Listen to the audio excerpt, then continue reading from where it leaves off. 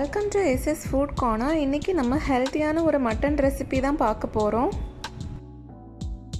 ஆட்டு ஈரல் ரோஸ்ட் எப்படி பண்ணுறதுன்னு பார்க்கலாம். மட்டன் ஈரல் ரோஸ்ட் பண்ணுறதுக்கு தேவையான பொருட்கள்: ஆட்டு ஈரல் 1/2 கிலோ எடுத்துக்கலாம், கிராம்பு 3, பட்டை ஒரு சின்ன துண்டு, ஏலக்காய் 3, சின்ன வெங்காயம் 1 கப், மஞ்சள் பொடி 1 டீஸ்பூன், இஞ்சி பூண்டு விழுது 1 டேபிள் ஸ்பூன், கொஞ்சமாக கறிவேப்பிலை, வத்தல் பொடி 1 table spoon, garam masala 1 table spoon, தண்ணீர் 1/2 கப், கொஞ்சமாக கொத்தமல்லி இலை, மல்லிப்பொடி 1 டேபிள் ஸ்பூன், உப்பு தேவையான அளவு, எண்ணெய் 1 டேபிள் ஸ்பூன். ஆட்டு ஈரல் வறுவல் ஸ்டெப் பை ஸ்டெப் எப்படி பண்ணுறதுன்னு பார்க்கலாம். இன்றைக்கி நான் 1/2 கிலோ அளவுக்கு மட்டன் ஈரல் வாங்கி வச்சுருக்கேன். 1 கிலோ மட்டன் ஈரல் 4 பேர் சாப்பிட்றதுக்கு சரியாக இருக்கும். ஈரலை நம்ம சின்ன சின்ன துண்டாக கட் பண்ணி எடுத்துக்கலாம். இப்போது இதில் கொஞ்சமாக உப்பு ஆட் பண்ணிக்கோங்க. கூடவே மஞ்சள் பொடியும் ஆட் பண்ணிக்கோங்க. கொஞ்சமாக தண்ணி விட்டு ஒரு 10 to 15 மினிட்ஸ் நம்ம ஊற விட்டுடலாம். அப்போது மட்டன் ஈரலில் ஏதாவது ஸ்மெல் இருந்தால் கூட போயிடும். மினிட்ஸ்க்கு அப்புறம் இந்த தண்ணியை நம்ம வடிகட்டி ஈரலை தனியாக எடுத்து வச்சிடலாம். இப்போ நம்ம குக் பண்ண ஸ்டார்ட் பண்ணுறதுக்காக ஒரு குக்கர் எடுத்துக்கலாம். ஸ்டவ்வை ஆன் பண்ணி கொஞ்சமாக எண்ணெய் விட்டுக்கோங்க. எண்ணெய் சூடானதுமே நம்ம எடுத்து வச்சுருக்க கிராம்பு, ஏலக்காய், பட்டை இதில் சேர்த்துடலாம். மட்டனை விரும்பி சாப்பிட்றவங்க கண்டிப்பாக மட்டன் ஈரலையும் நல்லா விரும்பி சாப்பிடுவாங்க. கிராம்பு, ஏலக்காய் எல்லாம் வெடிக்க ஆரம்பித்ததுமே நம்ம சின்னதாக நறுக்கி எடுத்து வச்சுருக்க சின்ன வெங்காயத்தை ஆட் பண்ணிக்கலாம். மட்டன் ரெசிபீஸ் எல்லாத்துக்குமே நம்ம பெரிய வெங்காயத்தை விட சின்ன வெங்காயம் சேர்த்தா இன்னும் நல்ல டேஸ்ட் கொடுக்கும். ஆட்டு ஈரலில் நிறைய அயன் கண்டென்ட் இருக்கிறதுனால ஹீமோக்ளோபின் லெவல் கம்மியாக இருக்கிறவங்க ஆட்டு ஈரல் ரெசிபியை வாரத்தில் 1 நாள் சாப்பிட்டு வந்தீங்கன்னா உங்கள் ஹீமோக்ளோபின் லெவல் ஹெல்த்தியாக நார்மலாகவே வந்துடும்.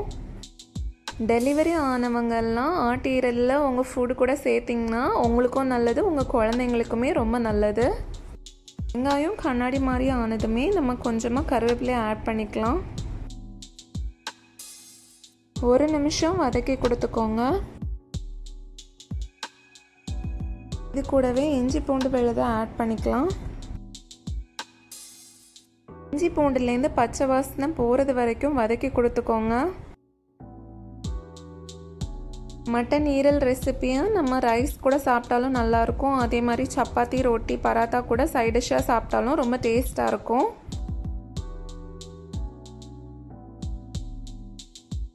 இஞ்சி பூண்டு விழுதோட பச்சை வாசனை போனதுமே நம்ம க்ளீன் பண்ணி ரெடி பண்ணி எடுத்து வச்சுருக்க மட்டன் ஈரலை ஆட் பண்ணிக்கலாம். ஈரலை ஆட் பண்ணிவிட்டு ஒரு 2 நிமிஷத்துக்கு மிக்ஸ் பண்ணி விட்டுருங்க.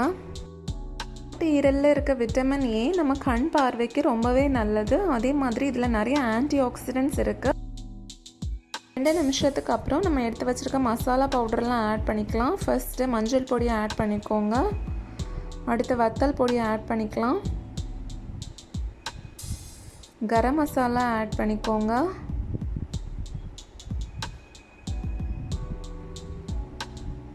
மல்லிப்பொடியும் ஆட் பண்ணிக்கோங்க. தேவையான அளவுக்கு உப்பு சேர்த்துக்கோங்க. இப்போது இதெல்லாம் ஆட் பண்ணிவிட்டு நல்லா மிக்ஸ் பண்ணி விட்டுருங்க.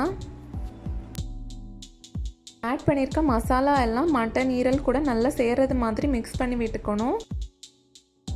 இப்படி மிக்ஸ் பண்ணி விடுறப்பவே மட்டன் கலர் எல்லாம் கொஞ்சம் மாறிட்டே வரும்.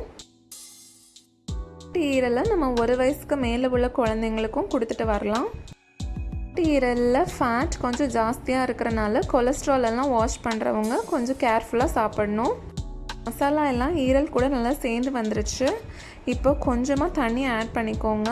ஆட் பண்ணிவிட்டு மறுபடியும் மிக்ஸ் பண்ணி விட்டுக்கலாம். குக்கரை க்ளோஸ் பண்ணி ஒரு 3 விசிலுக்கு மீடியம் ஃப்ளேமில் நம்ம குக் பண்ணி எடுக்க போகிறோம்.